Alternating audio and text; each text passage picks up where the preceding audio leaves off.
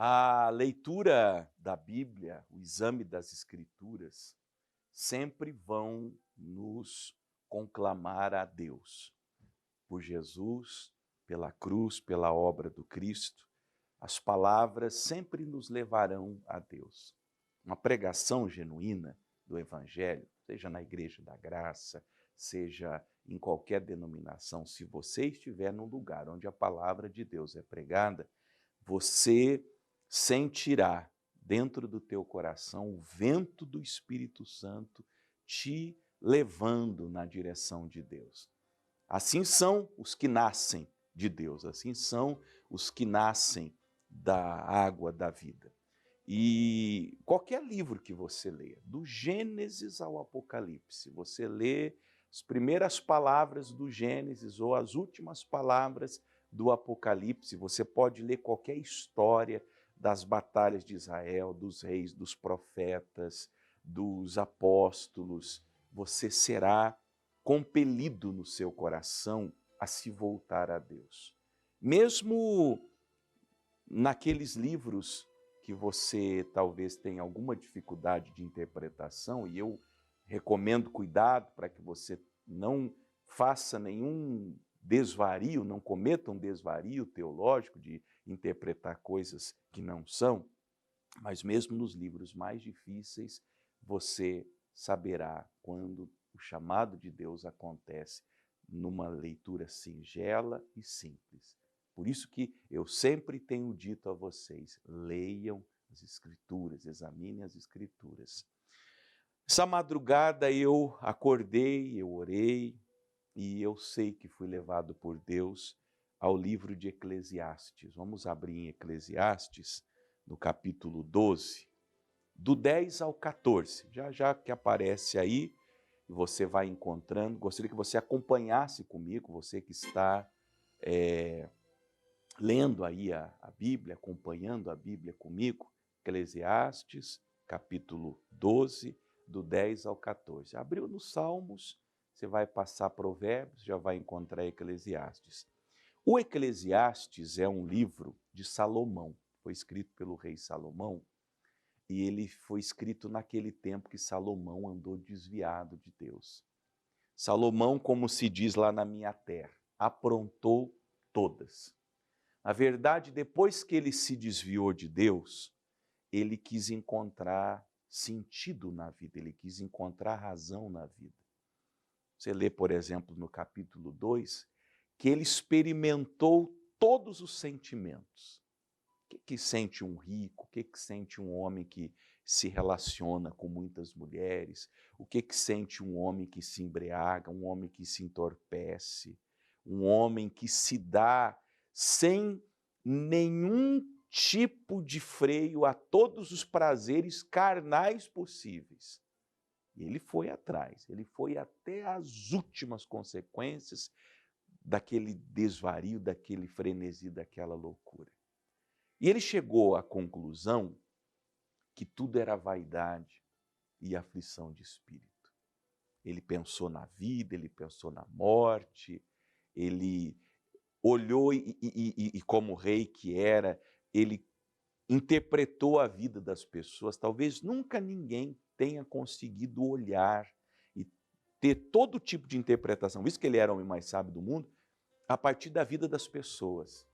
E que ele olhava não para julgar. Por exemplo, ele conta que ele saiu para ver o campo do preguiçoso, e ali ele tirou lições valiosas. Ele não estava julgando o preguiçoso, mas aprendendo que a vida do preguiçoso é uma vida desgraçada. Lá a vinha dele não produz, a casa dele é bagunçada, o muro cai e fica por isso mesmo. Então Salomão fez toda essa viagem, vamos dizer assim, até filosófica da vida, e ele chegou a uma conclusão. Vamos ver qual foi a conclusão que ele chegou.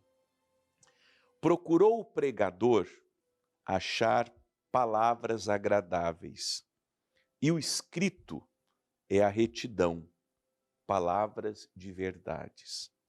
As palavras do sábio são como aguilhões, e como pregos bem fixados, pelos mestres das congregações que nos foram dadas pelo único pastor. Que recomendação é essa? Ele está dizendo assim: procure na vida aqueles que pregam as palavras do único pastor. Ele estava falando aqui profeticamente de Jesus, do Evangelho. Aonde tem Evangelho? Onde que estão pregando o Evangelho? Você sabe? Você já conseguiu discernir o que é Evangelho, o que não é Evangelho? Você consegue perceber que tem muita gente aí falando em nome de Deus, mas que não prega o Evangelho, que não prega a salvação, que não prega a vida eterna, que não prega arrependimento, que não prega santificação. O que ele está dizendo é: vá aonde as palavras do único pastor, que é Jesus Cristo. Lá em João 10, essa profecia se cumpre quando Jesus diz: eu sou o bom pastor, e o único bom pastor é Jesus, onde as palavras dele estão sendo pregadas. Leve a sua família, eu tenho dito isso para vocês aqui no Paraná na Graça. Leve sua esposa, leve os seus filhos. Domingo é um dia que você não pode faltar à igreja. O que você está fazendo domingo que você não está na casa de Deus? Você trabalha a semana inteira, que bom que você trabalha. Você tem seus afazeres, seus compromissos, suas atribuições, sua casa, sua família. Não negligencie essas coisas. Tem um tempo para você também, para a sua saúde, para você fazer uma caminhada, uma corrida, para você ir lá na academia, para você descansar. Mas não se esqueça do que está escrito. As palavras dos sábios são como aguilhões e como pregos bem fixados pelos mestres das congregações. E tem muitas boas, tem um punhado aí que não vale um tostão. Mas tem muito lugar de Deus. Que você, como eu disse, vai com a sua família, incentive sua esposa, incentive seu marido, incentivem os seus filhos, incentivem os seus pais a irem, porque ali tem palavras que nos foram dadas pelo único pastor. Palavra de Deus, evangelho, salvação, graça, arrependimento. E vá num lugar onde você é confrontado mesmo, onde você não se sinta confortável em relação aos seus pecados. Um lugar onde cada dia você percebe que melhora. Você se sente assim, melhorando cada dia? Porque todo dia, se você está sendo confrontado pelas Escrituras, você está sendo transformado. Não tem um cristão genuíno ouvindo o Evangelho que não esteja sendo transformado dia a dia, de fé em fé, de glória em glória. De vez em quando a gente tem que fazer um balanço da vida, inclusive, para saber se estamos melhorando. O senhor tem que perguntar à sua esposa, não sei como você chama ela de bem, de meu pé de laranja ali, mas isso aí também não é da minha conta. Pergunte para ela se você está melhorando enquanto marido, enquanto pai, enquanto homem. A senhora também. Chegar para o seu marido e perguntar se a senhora está melhorando enquanto esposa, enquanto mãe, enquanto uma mulher que teme a Deus. Se há indícios de amadurecimento espiritual, de maturação espiritual, de crescimento espiritual. Agora, se você não está num lugar onde a palavra é pregada, e se você também não se dedica a isso, demais, filho meu, filha minha, atenta. Não há limite para fazer livros, e o muito estudar é enfado da carne. Veja, a gente se dedica tanto a outras coisas. Eu fico às vezes pensando, uma pessoa que estuda para ser um doutor, seja em qual área, faculdade que faz, uma pós-graduação, um mestrado, um doutorado, a pessoa estuda tanto.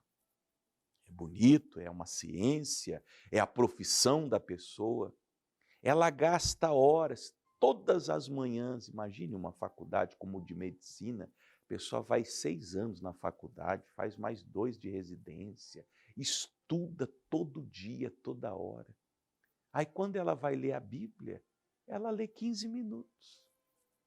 Vai para uma palestra da área dela o dia inteiro, em palestra que começa às 8 da manhã, termina 23 horas, com os intervalos para almoço, para o jantar.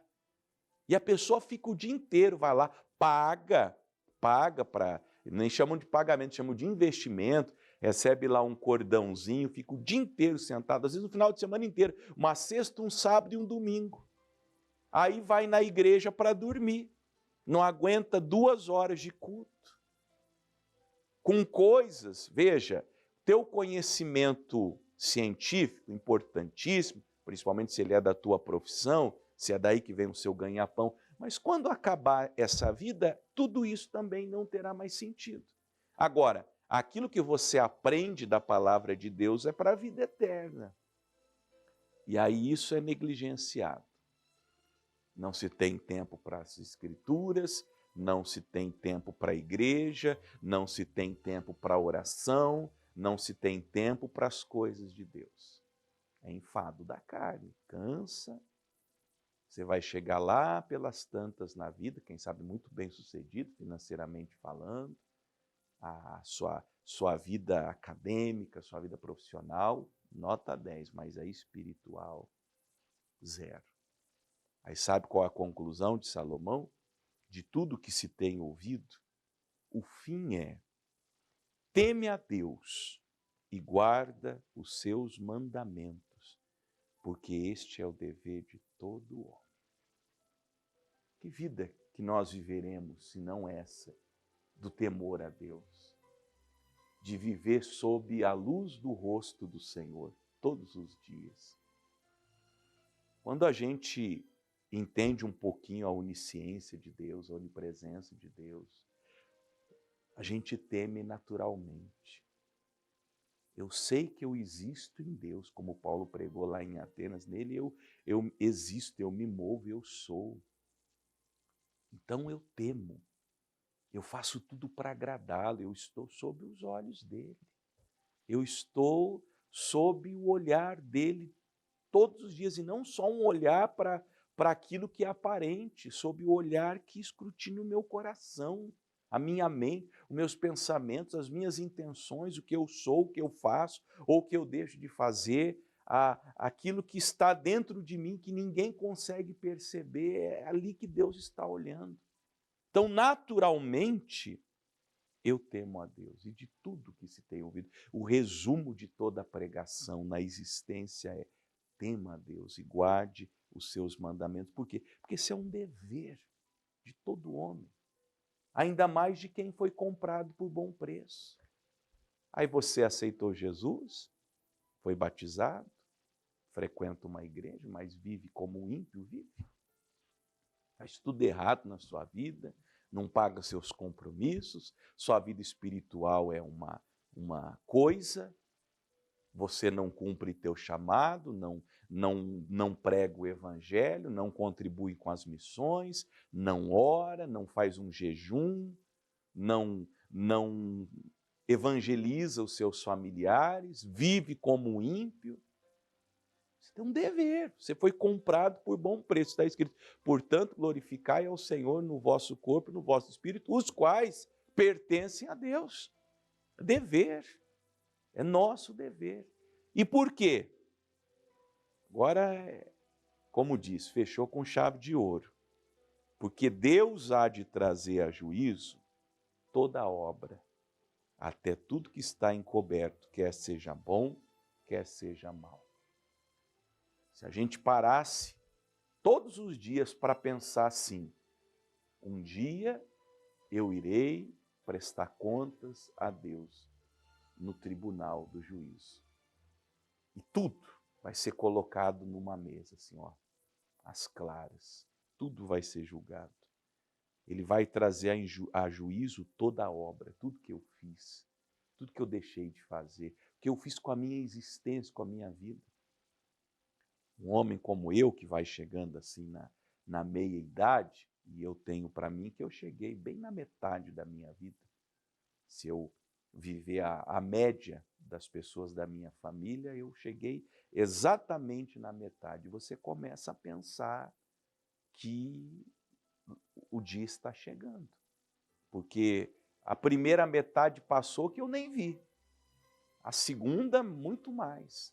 E quando eu chegar lá e tiver que prestar contas de tudo, até do que está encoberto, seja bom ou seja mal.